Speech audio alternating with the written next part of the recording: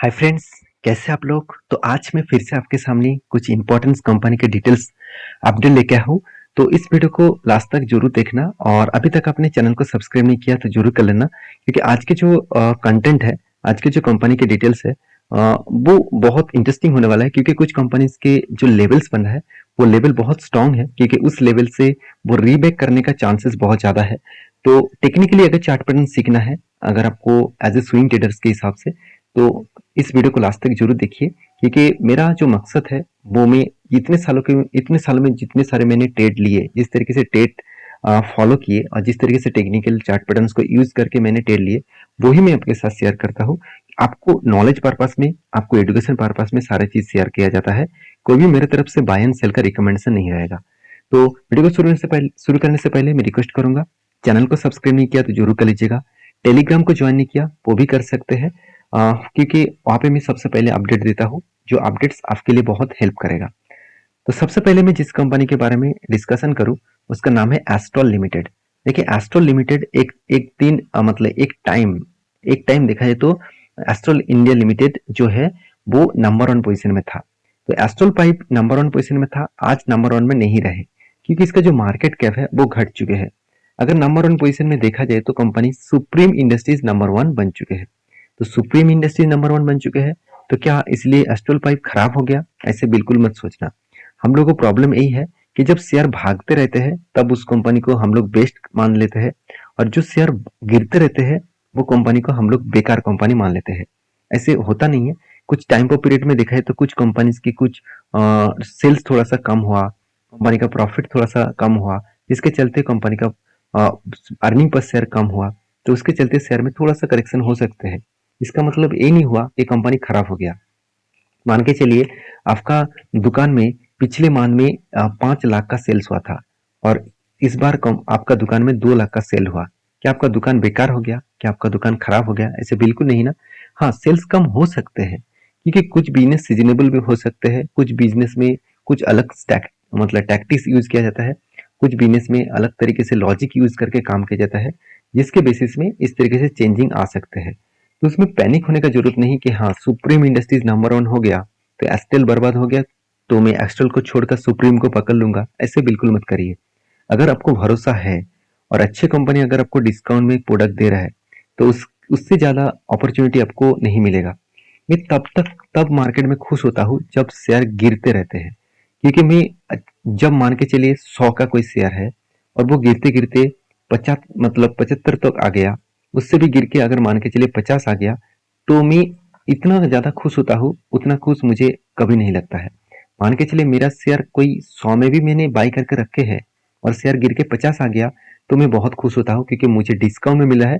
और यहाँ पे 100 में मैंने जितने क्वांटिटी खरीदारी करके रखे थे उससे दुगना क्वांटिटी में 50 में खरीदारी करूंगा। हाँ, मैं वही कंपनी के ऊपर खरीदारी करूंगा जिस कंपनी का स्ट्रेंथ अच्छा है, स्टेबिलिटी अच्छा है।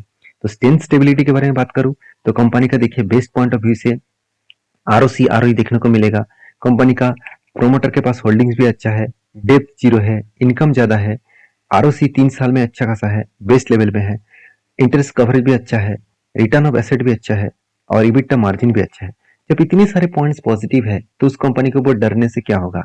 उस कंपनी के ऊपर तो आपको डिस्काउंट में प्रोडक्ट दे रहा है, इसका मतलब आपको सस्ते में दे रहा है, तो सस्ते का फायदा उठाइए। तो कंपनी इसके ऊपर प्रॉफिट एंड लॉस के बारे में बात करूँ तो पिछले साल में कंपनी का जो सेल्स हुआ था, सॉरी मैं क्वार्टरली आपको दिखा दूं, पिछले साल का जो सेल्स हुआ था वो 1213 करोड़, इस बार 1200 करीबन 80 करोड़ के ऊपर कंपनी का टोटल सेल्स देखने को मिला।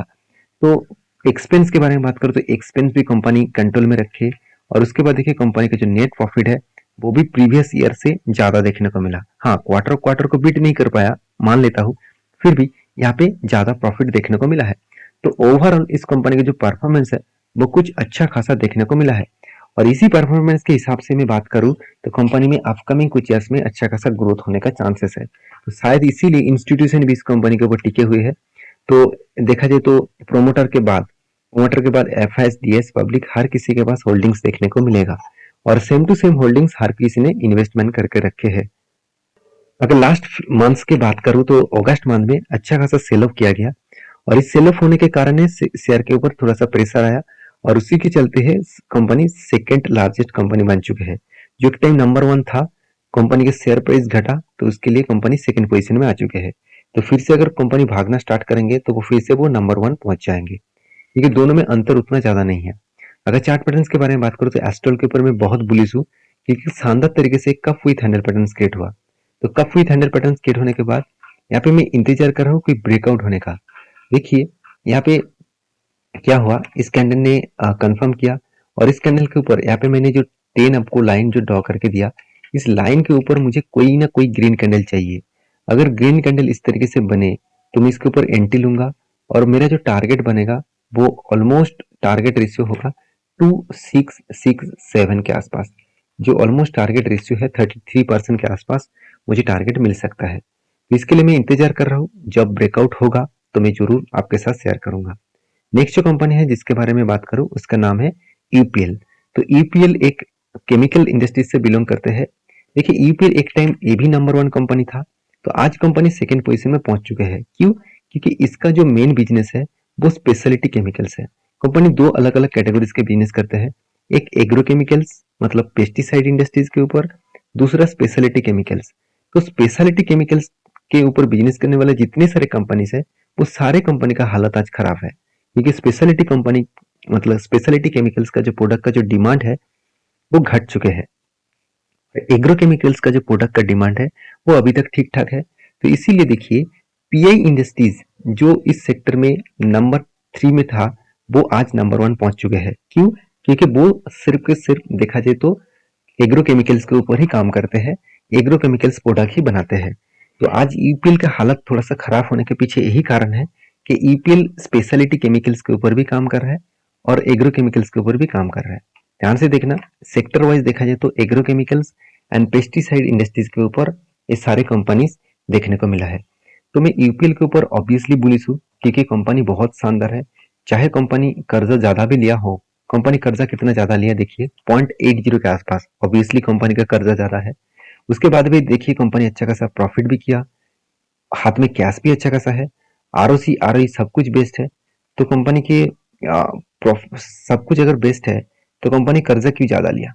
देखिए कंपनी जो कर्जा लिया वो किस बेसिस में लिया वो देखना जरूरी है।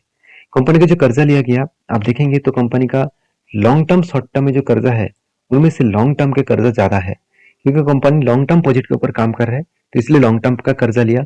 और उस बेसिस में देखिए कंपनी CWIP में इस बार 2800 करोड़ के आसपास कंपनी पैसा लगा के रखे। इसका मतलब बिजनेस में कंटिन्यूसली पैसा लगाया जा रहा है। तो जब कोई कंपनी के ऊपर कंटिन्यूसली पैसा लगाया जा रहा है तो आज नहीं तो कल वो कंपनी जरूर भागेगा। मान के चलिए आपका आपका एक बिजनेस है, उस बिजनेस में तब आप पैसा लगाएंगे जब आपको भरोसा है उस कंपनी के ऊपर, आपको बिजनेस के ऊपर भरोसा है कि आज कंपनी सेल्स डाउन हुआ है, कल वो सेल्स दुगना 3 गुना हो सकते हैं। तो तभी आप बिजनेस के ऊपर पैसा लगाएंगे। तो उसी तरीके से नजरिया यहाँ पे देखने को मिला। तो मैं इस कंपनी के ऊपर बहुत बुलिश हूँ और उसी हिसाब से इन्वेस्टर भी बुलिश है। तो इसलिए देखिए इन्वेस्टर कोई भी माल नहीं बेचा, चाहे प्रोमोटर चाहे एफआईएस डीएस पब्लिक किसी ने भी माल नहीं बेचा। क्यों बेचेंगे? जो कंपनी शानदार परफॉर्मेंस देने के लिए तैयार हो रहा है उसके ऊपर हर कोई रहना चाहेंगे, क्योंकि देखिए लास्ट कुछ फ्यू डेज में लगातार बाइंग किया जा रहा है। और बाइंग किस लेवल में देखिए 60 to 69% के आसपास। तो 63% 64% 50% के आसपास डिलीवरी उठाया जा रहा है। इस तरीके से डिलीवरी इसीलिए उठाया जा रहा है क्योंकि कंपनी जिस रेंज में है वही रेंज इस कंपनी के लिए एक स्ट्रॉन्ग रेजिस्टेंस था। उस रेजिस्टेंस को कंपनी ब्रेकआउट किया, उसके बाद धमाका कर दिया। तो सोचिए वही रेंज में एक बार दो बार थर्ड टाइम वो टेस्ट किया है, इसका मतलब फिर से वहां से वो वापस जाने के लिए तैयार होंगे। अगर इसका करंट प्राइस से अगर मैं टॉप लेवल तक देखूं, सॉरी माफी चाहता हूँ, अगर करंट प्राइस से मैं टॉप लेवल तक अगर मार्किंग कर दूं तो ऑलमोस्ट ऑलमोस्ट 34% के आसपास टारगेट मिल सकता है। तो कितना टारगेट मिलेगा वो तो अलग बात है, मैंने आपको ये भी बोल चुका हूँ। मैं इस रेंज के ऊपर एंट्री ले चुका हूँ, इस रेंज के ऊपर एंट्री ले चुका हूँ। एंट्री लेने का जो मेन मकसद है यहाँ पे इस रेंज को ब्रेकआउट किया और शानदार तरीके से एक हाई वॉल्यूम के साथ ब्रेकआउट किया, तो यहाँ पे एंट्री लेवल बन चुके हैं। और जो मैं फर्स्ट टारगेट रखूंगा वो इस रेजिस्टेंस तक, क्योंकि यही रेजिस्टेंस के लिए स्ट्रॉन्ग है, क्योंकि बार बार वो इस रेजिस्टेंस को फेस कर रहा है। इसका मतलब इस रेजिस्टेंस को वो रिटेस्ट करेगा, उसके बाद अगर ब्रेकआउट करके रिवर्सल करेगा तो मैं एंट्री को कंटिन्यू करूंगा, अगर रिवर्सल करके डाउन साइड में आए तो मैं एग्जिट कर लूंगा। तो आपका क्या राय है इस कंपनी के ऊपर जरूर कमेंट्स करना। नेक्स्ट जो कंपनी है जिसके बारे में डिस्कशन करूँ उसका नाम है इन्फो एज, जिसको नौकरी.com नाम से भी जानते हैं। इस कंपनी का खुद का जो भी जितने सारे बिजनेस है उससे भी ज्यादा कंपनी दूसरे कंपनी के ऊपर पैसा लगा के रखे हैं। उनमें से एक पॉपुलर कंपनी का नाम मैं आपको बता रहा हूँ, इसका नाम है जोमेटो। तो जोमेटो के ऊपर भी अच्छा खासा कंपनी पैसा लगा के रखे है। उसके साथ साथ बहुत सारे और भी कंपनीज है जिसके ऊपर इन्फो एज ने पैसा लगा के रखे हैं। तो इन्फो एज का जो हालत है अभी फिलहाल के लिए देखा जाए तो कंपनी के ऊपर मार्केट कैप जो है 88,000 करोड़ के आसपास है। कंपनी का पी रेशियो बहुत हाई है। कितना हाई है वो मैं आपको दिखा दूं तो एक टाइम कंपनी का पी रेशियो चला गया था 1600 रुपीज के आसपास। मतलब पी रेशियो 1600, सोचिए लोगों को ₹1 कमाने के लिए 1600 रुपीज देने के लिए भी लोग तैयार हो चुके थे। तो कितना मतलब मेरे हिसाब से इस तरीके से काम करने से एक बार तो सोचना चाहिए था। तो आज देखिए पी रेशियो कहाँ तक आ गया, पी रेशियो 140 तक आ गया और वही लेवल में आ चुके हैं जो कंपनी का प्रीवियस जो लो था वो प्री कोविड का जो लो था उसी रेंज में आ चुके हैं। इसका मतलब हायर पॉसिबिलिटी है यहाँ से फिर से वो रिवर्सल करने का चांसेस दिखाएगा। तो कितना चांसेस है वो आपको क्वार्टरली रिजल्ट में दिखेगा। कंपनी का क्वार्टरली रिजल्ट दिखा दूं तो कंपनी का सेल्स देखिए पिछले सालों की तुलना से इंक्रीज हुआ, एक्सपेंस भी कंपनी कंट्रोल में रखे और प्रॉफिट भी अच्छी तरीके से जनरेट किया। तो इस सारे प्रॉफिट जनरेट करने के बाद कंपनी पिछले सालों की तुलना से प्रॉफिट को कम किया, फिर भी कंपनी पिछले क्वार्टर की तुलना से कंपनी का प्रॉफिट अच्छा हुआ क्योंकि पिछले क्वार्टर में 500 करोड़ का लॉस किया था। लॉस क्यों हुआ था? क्योंकि कंपनी का जो आधा इनकम था उसमें कंपनी का लॉस हुआ था और आधा इनकम में लॉस हुआ था जिसके चलते है कंपनी के ऊपर लॉस देखने को मिला था।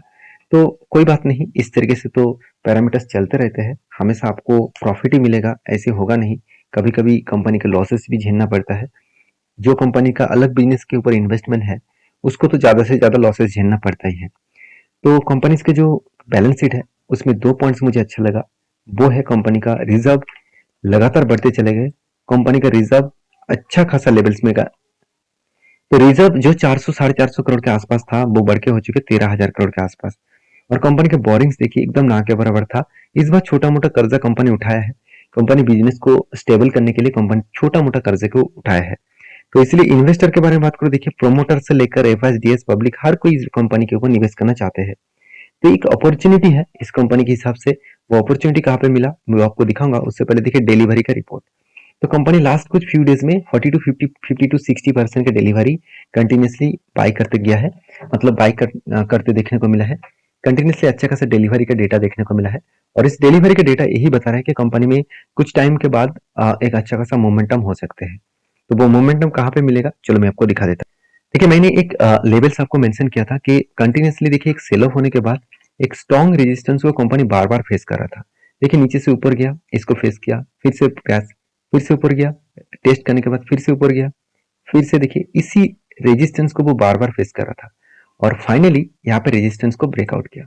तो फाइनली जब रेजिस्टेंस को ब्रेकआउट किया उसके बाद मेरे आपको ये भी पता था कि रेजिस्टेंस ब्रेकआउट करने के बाद आपको एंट्री मिलेगा नेक्स्ट कैंडल में। तो नेक्स्ट कैंडल में आपको एंट्री भी मिला और जो लेवल्स बना था फर्स्ट लेवल यहाँ तक, सेकेंड लेवल यहाँ तक, और मैंने यहाँ पे एग्जिट किया और मैंने आपको वीडियो भी बना के पहले वीडियो बना के आपको शेयर किया था जब मैंने एग्जिट भी किया।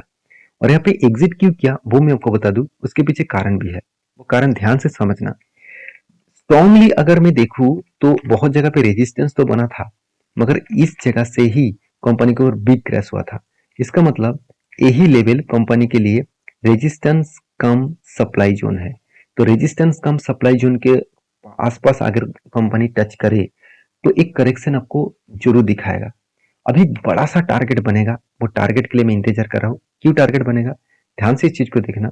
यहाँ पे क्या बना, यहाँ पे एक छोटा सा एक शोल्डर बना, छोटा सा क्या बना, शोल्डर बना। उसके बाद क्या बन रहा है, फिर से एक बड़ा सा एक हेड बना। तो हेड तो भी कंफर्म हो चुके हैं। अभी मैं इंतजार कर रहा हूँ यहाँ पे फिर से एक शोल्डर बनने का। तो जब शोल्डर कंप्लीट हो जाएगा तो एक बड़ा सा मूवमेंट यहाँ पे देखने को मिल सकता है क्योंकि जो लेवल्स बन रहा है वो प्रीवियस हाई के नीचे बनेगा टारगेट। तो मेरे हिसाब से इजीली वो टारगेट अचीव कर सकते हैं। तो फिलहाल के लिए इंतजार करना, जब मौका मिलेगा तो मैं आपके साथ जरूर शेयर करूंगा। नेक्स्ट जो कंपनी है जिसके बारे में बात करूं उसका नाम है हिंदुस्तान एरोनॉटिक्स लिमिटेड। जिसके चर्चे हर जगह पे है क्योंकि इस कंपनी कोविड के बाद ऑलमोस्ट 800% का रिटर्न दिया। मतलब लास्ट 3 इयर्स में कंपनी 800% का रिटर्न, इसका मतलब आपका फंड 8 गुना कर दिया, 8x। तो सोचिए जो लोग 1 लाख कंपनी के ऊपर निवेश करके रखे थे, उसका 8x फंड हो चुके हैं, 8 लाख बन चुके हैं। तो इस तरीके से बातचीत में क्यों कर रहा हूँ, क्योंकि मेरा कोई अटेंशन नहीं है मैं आपको ऐसे कहूँ कि कल ही जाके इस कंपनी के ऊपर निवेश कर लेना, 8 लाख बना था फिर से 8 लाख बन जाएगा, ऐसे बिल्कुल नहीं। मेरा कहने का मतलब है इस कंपनी के ऊपर अच्छा खासा धमाका होने के बाद बोर्ड ने एक अनाउंसमेंट किया इसका जो फेस वैल्यू है उसको स्प्लिट करने के लिए। तो कंपनी के बोर्ड ने अनाउंसमेंट किया स्प्लिट करने का, और 10 रुपए का जो फेस वैल्यू है वो 5 रुपए बनने वाले हैं। इसका मतलब हर एक शेयर में आपको 2 शेयर बोनस के हिसाब से, सॉरी स्प्लिट के हिसाब से मिलेगा।